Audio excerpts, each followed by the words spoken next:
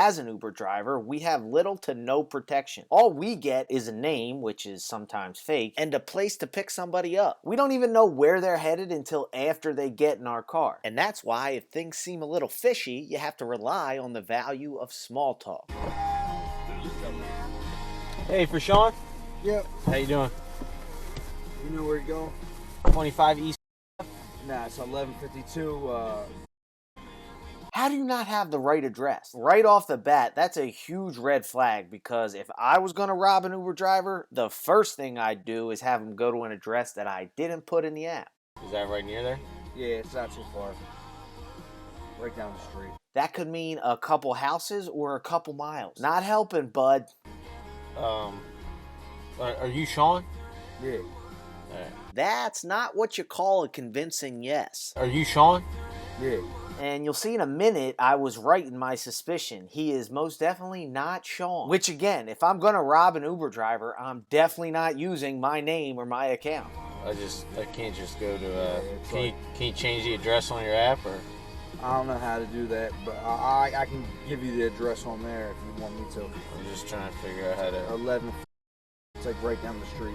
Not too far. Oh, there we go. Of course I know how to change the address, I'm just still feeling them out. So I looked up the new spot, and it wasn't far enough from the original address for it to be suspicious, but it also wasn't close enough for me to understand how there was a mistake. Alright. How come there was a wrong address? I just want to make sure I'm not taking the wrong person. What I'm really saying is, I just want to make sure I'm not about to get got.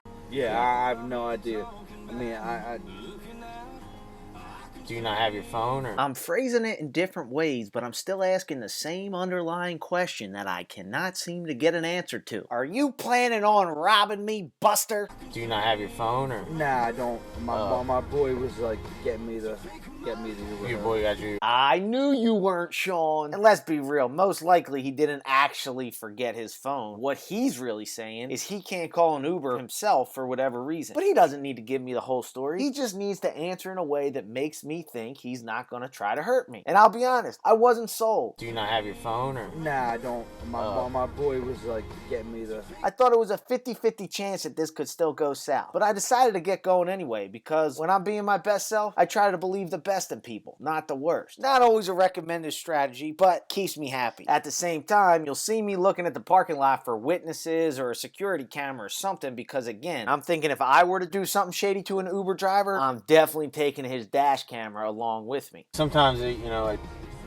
I take the wrong person, then I'll come back and I don't get the fare, Gotcha. What I'm actually saying is, I hope you don't take it the wrong way that I gotta be a little bit suspicious. And you gotta understand, at this point, I still have no idea as to who is actually in my back seat, and we're headed to an address that he had asked me to put in the phone. So I have no idea if we're headed to a gated community or an abandoned warehouse. And I don't think I mentioned, it's like 3 in the morning, so I'm still trying to feel the situation out. And here's the true beauty of small talk.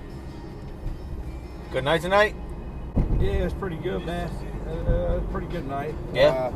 Barnaby's, like there was a freeze fest today. Yeah, that's what someone was telling me. Yeah, so it was pretty busy in there, but You could not find a number small enough to match how much I actually cared about his night. It's just like when you ask somebody, how you doing? Nobody actually cares about a fully accurate answer. It's just a way of saying, hey, I come in peace. Do you? And I think this guy was smart enough to understand how weird his situation might look to an Uber driver, and instead of just saying it was good, took it as an opportunity to answer in a way that let me know he was more than just a shady character sitting in my back seat. Now there's 2 lessons here. 1, 90% of communication is nonverbal, and 2, if you ever want to trick a suspicious Uber driver into trusting you, just tell him you were at a bar he's familiar with, and then you got a sucker like me in the palm of your hand. Thanks for watching, guys. Remember to like and subscribe.